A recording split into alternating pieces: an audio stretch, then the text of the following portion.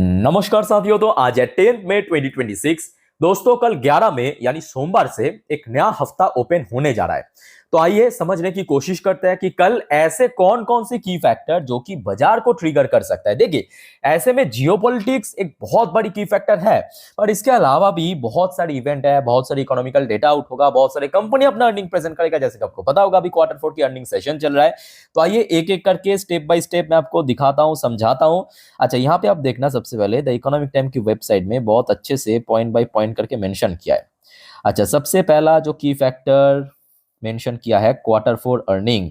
अच्छा, वैसे दोस्तों शुक्रवार और सैटरडे के दिन, मतलब फ्राइडे और सैटरडे के दिन बहुत सारे कंपनी की रिजल्ट भी आउट हुआ। याद रखना, उन सब कंपनीज एंड बैंक्स जैसे कि एसबीआई की रिजल्ट आउट हुआ था, उसका भी कहीं ना कहीं एक्चुअल इंपैक्ट आपको कल सोमवार के दिन देखने को मिल सकता है मार्केट में।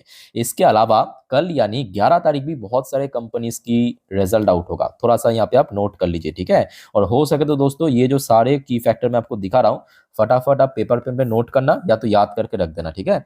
अच्छा, सबसे पहले आ जाइए, कल 11 तारीख को कुछ बड़े छोटे कंपनी की रिजल्ट आउट होगा। जैसे कि एक हो गया आपका असरपी hospital limited, corona remedies, Canara bank, Garuda construction, JSW energy की कल रिजल्ट आउट होगा।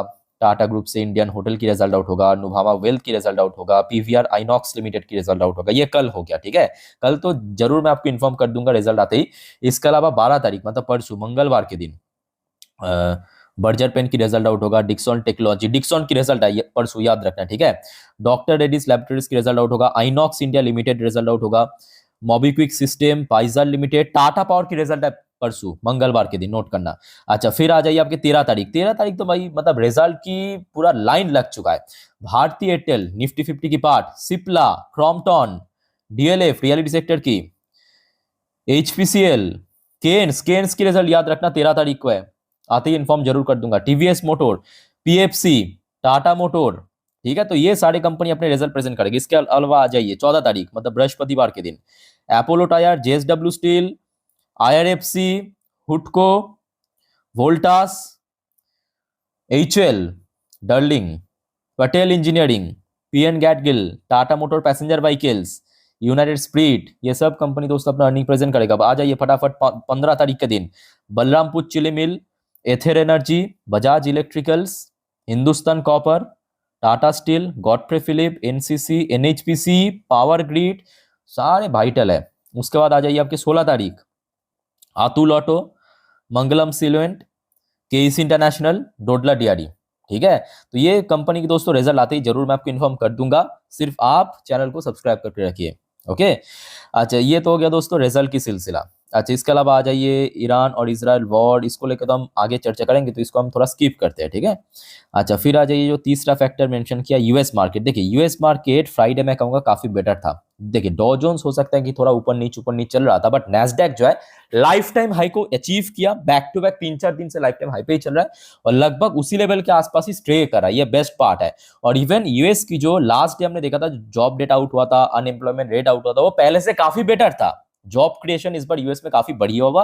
तो कहीं ना कहीं इसका इंपैक्ट आपको कहां पे देखने को मिलेगा, याद कीजिए आईटी सेक्टर में, आईटी स्टॉक्स में, ठीक है। तो कल आईटी सेक्टर के लिए मैं कहूंगा एक अच्छे दिन हो सकता है, अगर सब कुछ सही रहा तो। अच्छा, क्रूड ऑयल की प्राइस मैं कहूंगा सबसे वाइटल की फैक्टर, क्रूड ऑयल की प्राइस सबसे वाइटल की फैक्टर। क्यों? क्योंकि देखिए, जो आपको मैं एकदम 2-3 महीने से लगातार कह रहा हूं कि देखिए वॉर मेन मुद्दा नहीं है, क्योंकि वॉर तो आपके पिछले 4-4.5 साल से चल रहा है रशिया यूक्रेन के बीच। मेन मुद्दा है कि ये जो वॉर के कारण क्रिएट हुआ क्राइसिस, क्राइसिस मतलब जो एनर्जी क्राइसिस, उसी वजह से, ठीक है। तो कहीं ना कहीं जिस वजह से यहाँ पे ऑयल की प्राइस बहुत मैटर करेगा। ऑयल प्राइस अगर देखिए ब्रेन क्रूड खास करके जो भारत बाहर से इंपोर्ट करते हैं, उसका भाव अगर $100 के नीचे रहा तो मैं कहूंगा मार्केट के लिए बहुत सही रहेगा। अच्छा, ऐसे में देखिए जब इतना अनसर्टेनिटी, इतना क्राइसिस, तो ऑब्वियसली बात है कि एफआईएस बेचेगा भी। और मई का महीना भी कितना हुआ है आज आपके 10 तारीख, ठीक है। तो मतलब जो शुरू में फिर से बेचा है, एफआईएस ने टोटल मई महीने पे 14,231 करोड़ बेचा। और सिर्फ लास्ट वीक की बात करें 11,072 करोड़ बेच के निकल गया। और अभी 2026 में जितना ट्रेडिंग सेशन खत्म हुआ है उसमें टोटल 2,06,000 करोड़ बेच के निकल गया। तो ऐसे में देखिए एफआईएस की फ्लो भी आना चाहिए। देखिए, विदाउट एफआईएस फ्लो क्या है कि मार्केट रिकवर नहीं कर सकता, मतलब स्टेबल तरीके से। हाँ, 2-4 दिन रिकवर कर जाएगा, फिर से गिरेगा, ऐसा ही चलता रहेगा। बट वो जो होता है ना स्टेबल रिकवरी, वो तभी पॉसिबल है जब एफआईएस की फ्लो आएगा, ठीक है। अच्छा, इसके अलावा देखिए रूपी वर्सेस डॉलर मैं कहूंगा ठीक है, पिछले 2-3 दिन से थोड़ा स्टेबल है, बट बहुत अच्छी पोजीशन पे भी नहीं है। स्टॉक इन न्यूज, अच्छा कुछ स्टॉक्स के अंदर कुछ न्यूज वगैरह है, तो इसको हम नेक्स्ट वीडियो में कवर करेंगे और डिटेल में, और साथ में और भी कुछ ऐड करके, ठीक है। तो ये बेसिकली इकोनॉमिक टाइम की वेबसाइट में कवर किया। अच्छा, इसके अलावा दोस्तों याद रखना, आपके अगले हफ्ते बहुत सारे भारत की यूएस की इकोनॉमिकल डेटा आउट होगा। उनमें से सबसे इंपॉर्टेंट है भारत की सीपीआई इन्फ्लेशन डेटा, और इस बार देखिए सीपीआई इन्फ्लेशन बढ़ने का मोस्टली चांस है। इवन लास्ट टाइम भी थोड़ा सा इंक्रीज हुआ था, क्योंकि एक्सपेक्टेड था मार्च में कि बढ़ेगा, क्योंकि ऑयल प्राइस बढ़ गया था। जो मार्च में आउट हुआ था डेटा 3.40%, उसके वाले फरवरी पे था 3.21%, और इस बार जो फोरकास्ट आया है आरबीआई की तरफ से, थोड़ा आप देख लीजिए, आरबीआई की तरफ से फोरकास्ट आया है 3.80%, फोरकास्ट आया 3.80%। अगर इसके आसपास भी रहा मैं कहूँगा सही है, बट 4% अगर निकल गया ना, 4% को क्रॉस करके, तो वो मार्केट के लिए बिल्कुल सही नहीं रहेगा। तो ये डेटा दोस्तों आपको पता चलेगा 12 तारीख के दिन, नोट करके रख देना, 12 तारीख, आज है 10 तारीख, कल छोड़ परसों, ठीक है, परसों मंगलवार के दिन आउट होगा। सेम डे पे यूएस का भी सीपीआई डेटा आउट होगा। यूएस का भी सीपीआई जो इस बार बढ़ सकता है वो भी आउट होगा, देखिए 12 तारीख के दिन, ठीक है।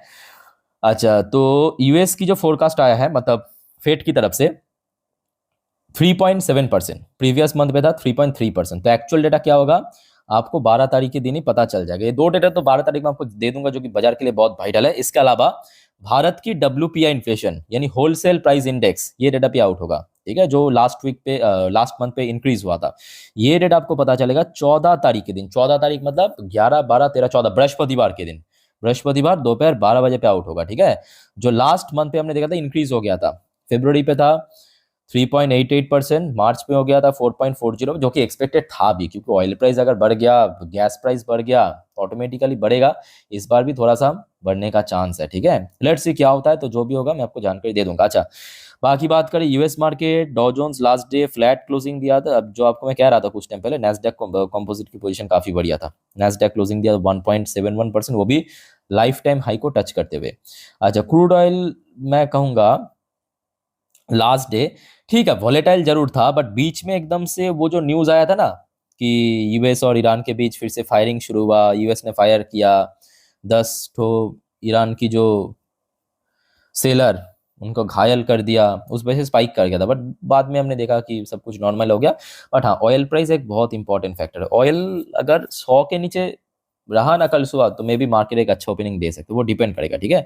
और करेंसी की वैल्यूएशन भी हमने देखा, अभी तक तो स्टेबल लग रहा है। पिछले 2-3 दिनों से अगर आप देखेंगे, इसमें कोई बहुत बड़ा स्पाइक देखने को नहीं मिला। जितना स्पाइक होना था वो उसके पहले हो गया था, मतलब सेकेंड लास्ट जो ट्रेडिंग सेशन पे हो गया था, ओके। अच्छा दोस्तों, यहाँ पे जितने भी इवेंट्स, इकोनॉमिकल डेटा, रिजल्ट, उस बारे में जानकारी दे दी। अब चलिए कुछ जियोपॉलिटिकल टॉपिक को लेकर चर्चा करेंगे, जो कल मिडनाइट से लेकर अभी दोपहर तक आया है, ठीक है। पर उसके पहले दोस्तों, आप सभी को रिक्वेस्ट करूंगा, अगर आपको वीडियो भी अच्छा लगा, इन्फॉर्मेटिव लगा, प्लीज दोस्तों वीडियो को लाइक जरूर करना, और प्लीज चैनल को सब्सक्राइब करके जरूर रखना, ऐसे इन्फॉर्मेटिव वीडियो हमेशा पाने के लिए। और दोस्तों याद रखना, क्योंकि कल मार्केट ओपन होने जा रहा है, तो आज रात की जो 10:30 की वीडियो आएगा इस चैनल पे, जिस पर हम नेक्स्ट डे मार्केट प्रेडिक्शन, कल मार्केट किस तरह मूव करेगा, आज पूरे दिन की शेयर मार्केट से रिलेटेड सारे जानकारी मैं आपको दे दूंगा, निफ्टी 50, बैंक निफ्टी की रेजिस्टेंस, सपोर्ट, ठीक है। तो एक बार आज रात की 10:30 की वीडियो जरूर देख लेना, ठीक है। और सब्सक्राइब तो जरूर करना, बाद में आप लोग भूल ही जाते हो। अच्छा अब आ जाइए कुछ जियोपॉलिटिकल फैक्टर। देखिए, सबसे पहली बात, कल रात की 10:30 की वीडियो आई होप कि आप लोगों ने देखा होगा। मैं आपको थोड़ा रिमाइंड करवा देता हूँ पीछे से, अदरवाइज क्या होता है कि लोग, मतलब जो लोग मिस कर गया तो थोड़ा सा यहाँ पे कनेक्ट नहीं कर पाते हैं। तो कल रात पे हमने देखा था एक खबर कि ट्रम्प को मिला बड़ा सेटबैक। तो कहां से सेटबैक मिला, तो जी नहीं, ईरान यूएस वाला मुद्दा पे नहीं, सेटबैक मिला था टैरिफ की मुद्दों पे। सबसे पहले यूएस की जो सुप्रीम कोर्ट है, वो डोनाल्ड ट्रंप की रेसिप्रोकल टैरिफ उसको इलीगल घोषित कर दिया। चलो अच्छी बात है, दुनिया को एक राहत मिला था। उसके बाद ट्रंप ने फिर से ट्रिगर हुआ, याद होगा आपको, ग्लोबल टैरिफ डाल दिया था पूरे दुनिया को 10%। उसको भी कल के दिन, मतलब 9 तारीख के दिन, यूएस सुप्रीम कोर्ट ने रिजेक्ट कर दिया, कहा कि ये भी इलीगल है, आप ऐसा नहीं कर सकते। तो यही टॉपिक को लेकर बेसिकली कल रात की 10:30 की वीडियो में हम लोग चर्चा की। अब आ जाइए थोड़ा सा यूएस ईरान की मुद्दों पे भी कुछ खबर आया है। ये खबर है कल काफी मिडनाइट की खबर, निकल के आ रहा है कि Trump pivot on Iran strategy, मतलब reopening strait of Hormuz take priority over nuclear deal. दोस्तों आपको पता होगा, रिसेंटली जो यूएस ने फ्रेश प्रपोजल भेजा है ईरान को, उसमें बहुत सारे पॉइंट तो है, टोटल 14 पॉइंट है, छोटा बड़ा मिला के, बट उनमें से कुछ मेजर पॉइंट है कि जैसे कि ईरान कभी न्यूक्लियर प्रोग्राम कर नहीं सकता, या जो भी कर रहा है उसको टोटली हटा देना पड़ेगा, ठीक है, या स्टेट ऑफ हॉर्मुज को पहले जैसा टोटली ओपनिंग करना पड़ेगा। तो यहाँ पे अब सुनने को आ रहा है कि डोनाल्ड ट्रम्प अब ये चाहते हैं कि देखिए ये जो न्यूक्लियर प्रोग्राम वाला पॉइंट है ये हम बाद में निपटेंगे, पहले आप स्टेट ऑफ हॉर्मुज को ओपन कीजिए। मतलब इसको थोड़ा सा कह सकते हो कि प्रायोरिटी बढ़ा दिया है। President Donald Trump has changed his approach as he tries to end the war against Iran, reopen the Strait of Hormuz at all cost and leave Troni negotiation on Tehra nuclear ballistic missile program until later। तो ये जो nuclear and ballistic missile programme है Iran की, इसको हम बाद में negotiate करेंगे, बट सबसे पहले पूरे दुनिया के लिए अब स्टेट ऑफ हॉर्मुज को ओपन करना पड़ेगा।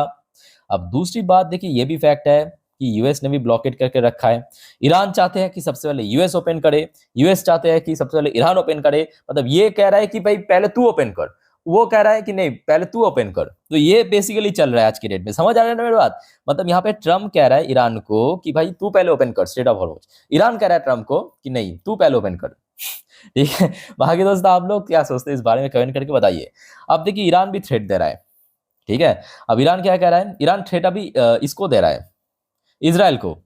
Iran threaten strike on US base as Israel intensify Lebanon attack. तो अब देखिए मतलब यहाँ पे मुद्दा तो दोनों पक्ष में चल रहा है, एक तरफ आपकी यूएस और ईरान, दूसरी तरफ आपके इजराइल और लेबनान पे जो एक वो आतंकवादी संगठन है ना, क्या नाम उसका याद नहीं आ रहा, हेजबुल्ला याद आया, ठीक है।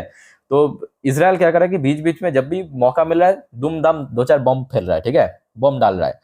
तो ईरान ने थ्रेट किया है कि हम यूएस की जो बेस है मिडिल ईस्ट पे उसको हम उड़ा देंगे, उस पर स्ट्राइक करेंगे अगर इजराइल ने लेबनान के ऊपर हमला अभी तक रुका नहीं तो, क्योंकि ऑलरेडी वहां पे भी सीज फायर चल रहा है।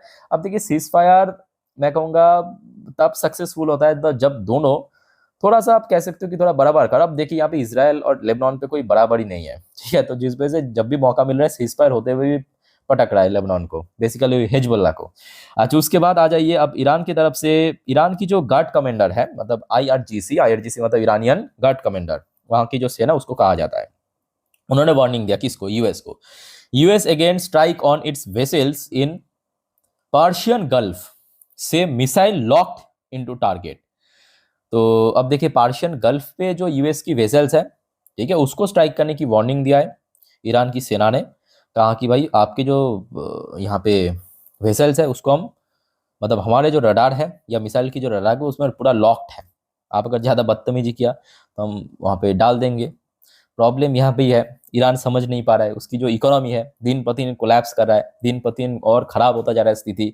ये ईरान में प्रॉब्लम क्या पता है, ईरान पे ना आज की डेट में एक लीडरशिप प्रॉब्लम चल रहा है। लीडरशिप मतलब देखिए देश की जो अभी बचा कुचा नेता है, क्योंकि सुप्रीम लीडर की मौत हो चुका, उसकी जो बेटा है वो भी घायल है आज की डेट में, हॉस्पिटलाइज है। बट मतलब देश को चला कौन रहा है, क्या देश की मतलब एक तरफ अगर आप देखेंगे आपको कुछ न्यूज़ कुछ न्यूज़ पढ़ के लगेगा कि उस देश को अभी चला रहा है उसकी सेना, कुछ न्यूज़ पढ़ के लगेगा कि उस देश को मतलब ईरान को चला रहा है उसकी जो बचे कुचे नेता है, जैसे कि फॉरेन मिनिस्टर्स है, प्रेसिडेंट अभी जिंदा है, वो लोग चला रहे हैं। तो दोनों की डिसीजन थोड़ा सा डिफरेंट चल रहा है। और ये ऑलरेडी आपको मैं कुछ दिन पहले भी इस टॉपिक को चर्चा किए थे कि देखिए अभी ईरान पे ना थोड़ा सा लीडरशिप प्रॉब्लम चल रहा है, ठीक है। तो मेरे हिसाब से ईरान को अभी थोड़ा सा पहले इकोनॉमी को सही करना चाहिए, क्योंकि देखिए आज की डेट में आप मतलब पहले 1800-1700 साल की जो टाइम था उसमें लोग क्या करता था कि जमीन जितना होगा उतना ही आप मतलब महान कहलाते, बट आज की डेट में इकोनॉमी की लड़ाई है ना, यह ईरान को समझने की आवश्यकता है। अच्छा बट उसके साथ साथ ये भी फैक्ट है जो आपको मैं कल की डेट में अपडेट दिया था कि अगले हफ्ते अभी तो देखिए डेट तो डिसाइड नहीं हुआ, बट अगले हफ्ते पाकिस्तान में फिर से यूएस और ईरान के बीच एक नेगोशिएटिंग हो सकता है या नेगोशिएशन मीटिंग कंडक्ट हो सकता है, ठीक है। तो इस बारे में जब कुछ जानकारी मिल जाएगा मैं आपको जरूर दे दूंगा। देखिए कुल मिला के बात मैं कहूँगा ठीक है, थोड़ा सा अनसर्टेन जैसा माहौल था वैसा ही है, बट अभी तक कुछ ऐसा इंसिडेंट या ऐसा खबर नहीं आया है जिसके थ्रू आपको लगे कि मार्केट गिर सकता है। मार्केट गिरावट होने का चांस बहुत ही कम है, बट हाँ यहाँ पे मैं कहूँगा सुबह की जो ऑयल प्राइस रहेगा, ऑयल की भाव है उसके ऊपर बहुत कुछ डिपेंड जरूर करेगा। और बाकी इस बारे में कुछ भी जानकारी आया मैं आपको जरूर शेयर कर दूंगा वीडियो के थ्रू। और आज रात के दोस्तों 10:30 की वीडियो देखना मत भूलना। चैनल को सब्सक्राइब नहीं किया तो फटाफट कर लीजिए। बाकी कोई कंफ्यूजन है, डाउट्स है, कमेंट करके पूछिए। वाइंड अप करता हूँ, टेक केयर, बाय बाय, जय हिंद।